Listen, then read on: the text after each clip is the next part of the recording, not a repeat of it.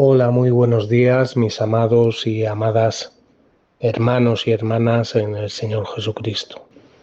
En esta mañana pues meditaba un poco y consideraba un texto de la palabra de Dios y me hacía pensar, ¿no? Y de la importancia que hay en un juicio, en cualquier juicio, la importancia que hay de las personas que, que están desarrollando ese juicio, ¿no? Eh, Hay un juez, sabemos en todo juicio tiene que haber un juez, tiene que haber un fiscal, tiene que haber un abogado defensor y tienen que haber testigos y pruebas. Entonces, cada una de estas personas y de estos hechos tiene muchísima importancia dentro de este juicio.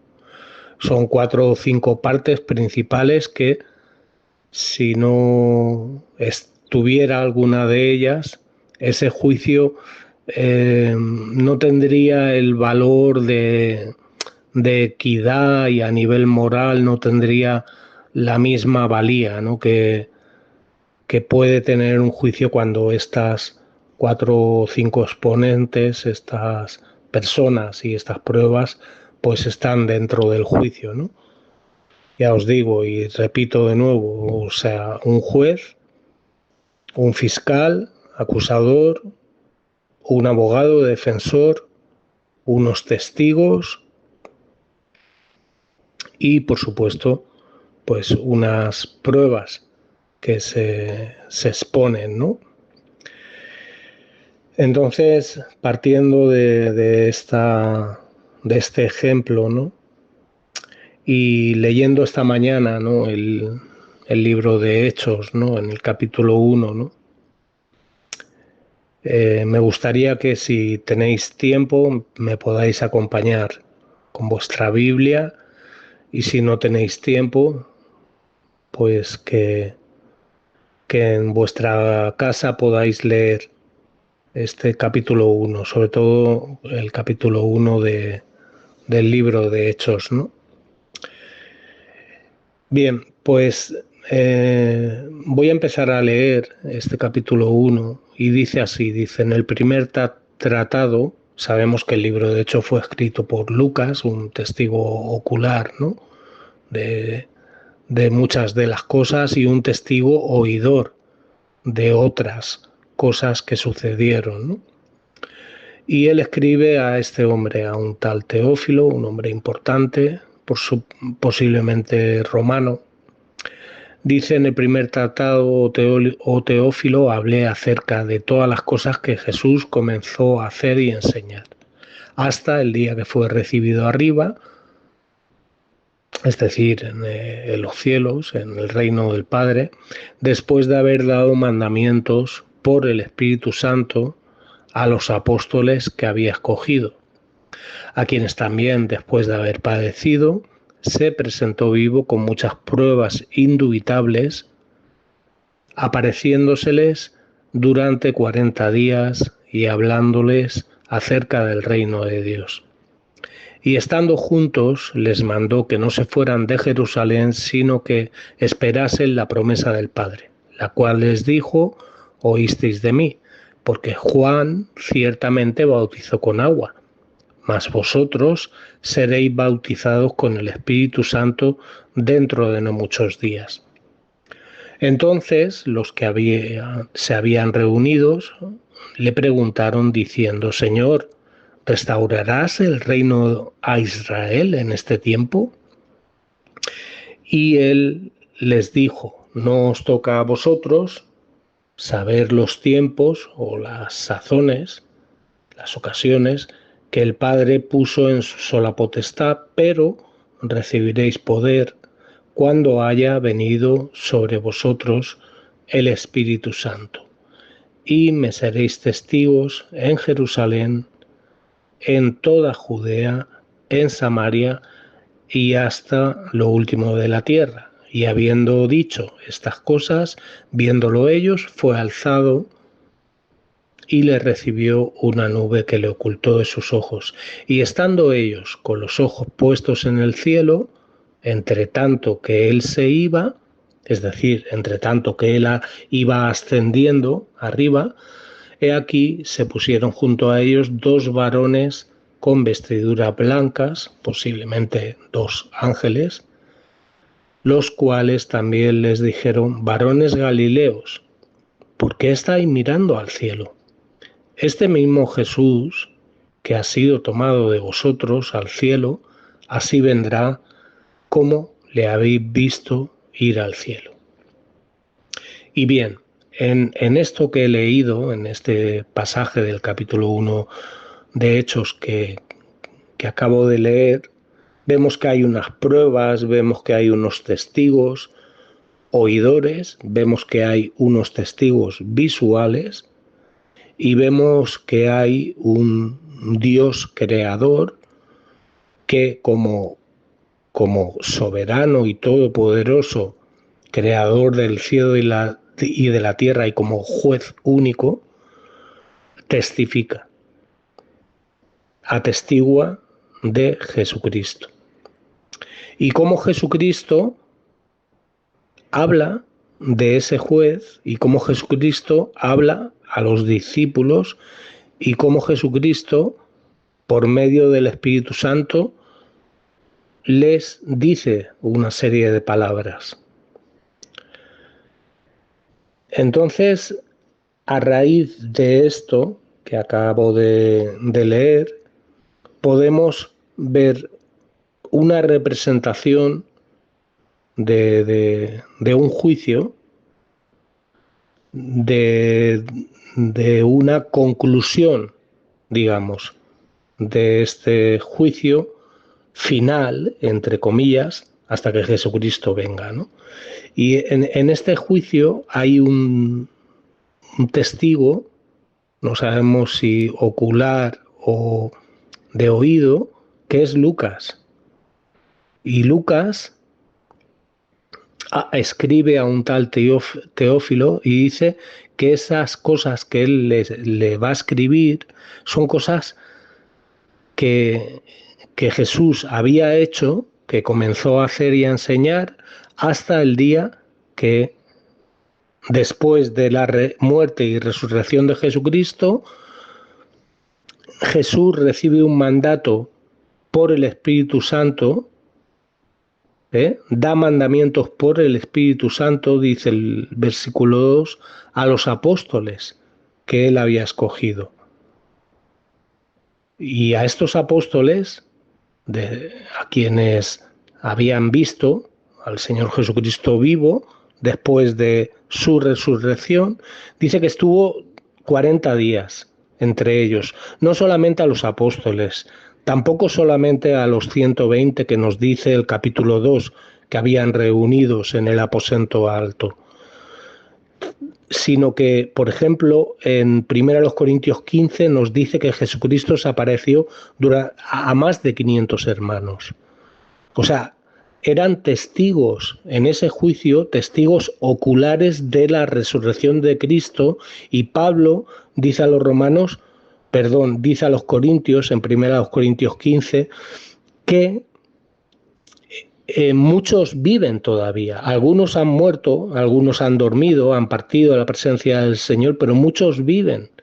Y claro, por supuesto que en el siglo I no existía la fotografía, sino que todo juicio se apoyaba principalmente en los testigos oculares. Entonces, fíjate la importancia de ser testigo, de haber sido testigo ocular, que Jesús a los apóstoles, a los que estaban reunidos antes de que él ascendiera, él, después de que ellos le realizan una pregunta acerca de cuándo va a instaurar el reino, de cuándo va a ejecutar pues su reino celestial y terrenal, según también pues su opinión y lo que ellos creían, Jesús les dice que no les toca a ellos saber. Es decir, un hijo, una hija de Dios, no sabemos todo. Hay muchas cosas que ignoramos y que seguiremos ignorando. Por supuesto, debemos de escudriñar las Escrituras, ¿eh? Hay mandamientos sobre meditar la palabra de Dios, sobre escudriñar la Escritura, sobre la importancia de estudiar la palabra de Dios. Pero por mucho que estudiemos, por mucho que escudriñemos, por muchos mensajes que escuchemos, por mucho que oremos, no vamos a conocer todo de Dios, porque Dios es insondable. O sea, Dios es, digamos, inescrutable. Aún así, Él se ha revelado a nosotros por medio del Espíritu Santo. Aún así, Él nos ha dado todas las cosas, como dice Pedro, en segunda de Pedro, que pertenecen a la vida y a la piedad. O sea, todas las cosas para vivir una vida normal, cristiana, santa y agradable a Él, para tener una vida de éxito y de victoria en Cristo. Pero, aunque no nos toca saber, lo que sí que tenemos es que tener claro que cuando el Espíritu Santo venga sobre nosotros, recibimos poder. Es decir, recibimos dones, recibimos capacitación, recibimos autoridad de parte de Dios Padre para serles testigos. Es decir, para que proclamemos a todas las personas que Cristo vino a este mundo, que Cristo vivió entre nosotros, entre los seres humanos, X años, fueran 33, fueran 36, fuera lo que fuera, que murió y que resucitó. Y que no nos basamos en alegorías, ni en fábulas, ni en filosofías. Nos basamos en testigos. Nuestra fe está fundamentada en testigos. En el primero, en el testimonio del Dios Padre, en el testimonio del Señor Jesucristo, en el testimonio del Espíritu Santo y en el testimonio de hombres y mujeres que han sido testigos a lo largo de la historia de la Iglesia, desde el siglo I, después de Cristo, o fuera el siglo II antes de Cristo, pero desde ese siglo en el cual Jesucristo, desde ese año en el cual Jesucristo resucita, estas personas han sido testigos. Nuestro fundamento, como dice Pablo en Hechos, está apoyado en profetas y apóstoles. Y Jesucristo mismo es la base, es la piedra principal. No está apoyado en supersticiones, en cuentos, en alegorías. No sabéis lo que es una alegoría, ¿no? Es una historia narrativa corta, mayormente en verso, la mayoría, que pues habla de cosas inanimadas o de animales principalmente y se saca una enseñanza moral. No, eso es una alegoría, pero no estamos apoyados en eso, estamos apoyados en testimonios, en testigos. Ha habido juicio, hubo un juicio hacia Cristo, injusto. Fue apoyado sobre testigos falsos y sobre la crueldad y maldad de los hombres y sobre la crueldad de Satanás y sus huestes de maldad, que el Señor la reprenda. Entonces, nosotros lo único que tenemos que ser testigos. Ser testigos de Cristo. ¿Dónde? Donde haga falta. ¿Dónde? Donde Dios nos lleve, donde estemos, donde Dios nos ponga. Hablar. ¿De qué? Hablar de nosotros, hablar de nuestro testimonio cada domingo, cada vez que hablamos, sea en el púlpito, sea a las personas hablamos de los logros, de los méritos nuestros. Mira lo que yo hago para Dios, mira cuántos años, mira cuántos títulos. No, no es para eso, es para ser testigos de Jesucristo. Porque el juicio a este mundo ya ha comenzado, ya comenzó. Hay un juez justo, que es Dios, el creador, va a haber un juicio, ¿eh? Y va a haber dos caminos. Uno, que va a llevar a la vida eterna y otro que va a llevar a la muerte. Hay dos pactos, Antiguo y Nuevo Testamento. Hay dos señores, el Señor Jesucristo y Satanás, que el Señor lo reprenda. Es un señor, pero Satanás, pero es un señor menor, por supuesto, sometido a la autoridad y a la voluntad del Padre. Entonces, hermanos y hermanas, ante esto, ¿no? ¿Qué debemos hacer? Bueno, quiero leeros un versículo que Pablo cita en la primera carta a los Corintios. Estaba hablando en el contexto de la comida sacrificada a ídolos, de la comida que no estaba sacrificada a ídolos, pero él dice así, dice, si pues coméis, 1 Corintios capítulo 10, versículo 31, o bebéis, o hacerlo, o hacéis otra cosa, hacerlo todo para la gloria de Dios. Hermano, todo, los dones, el poder, la autoridad que Dios nos ha dado, hay que hacerlo para la gloria de Dios. Y hacemos las cosas para la gloria de Dios cuando somos testigos fieles.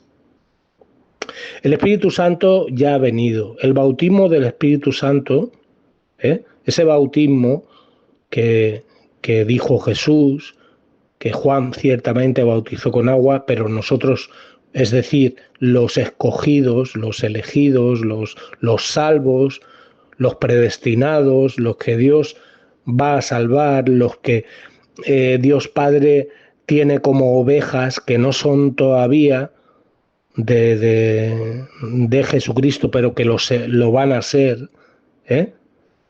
Estas personas han sido bautizadas, serán bautizadas, y nosotros hemos sido bautizados, y el bautismo es una vez para siempre. El libro de Hechos puede confundirnos un poco porque vemos como 4 bautismos, ¿no? A diferentes personas, pues a los judíos, a los samaritanos, a los que creían, ¿no? A los que eran gentiles pero eran creyentes, como Cornelio, y a los que seguían a Juan, ¿no? Estaban solamente, pues creían en Dios, creían en Cristo por el testimonio de Juan Bautista y habían sido bautizados en el bautismo de Juan. Entonces hay personas que dicen no, o hay corrientes teológicas que enseñan que no, que necesitamos el bautismo del Espíritu Santo porque así recibiremos como una doble unción. No hay tal como doble unción. Hemos sido sellados, según Efesios 1, 13, 14, con el Espíritu Santo de la promesa. A los que creemos, los que estamos en Cristo, hemos sido sellados con el Espíritu Santo de la promesa una vez y para siempre. Dice hasta la redención de la posesión adquirida, es decir, hasta que Cristo nos redima en cuerpo y alma. Pero bien, ya os digo, lo principal, la importancia, el mundo nos está examinando, querido hermano y hermana. La gente nos mira con lupa. Lo mejor que podemos hacer es hablar de Cristo, mostrar a Cristo. No a nosotros. Si nos ven a nosotros van a maldecir, porque no siempre tenemos un testimonio correcto, no siempre andamos en santidad, no siempre hacemos las cosas bien.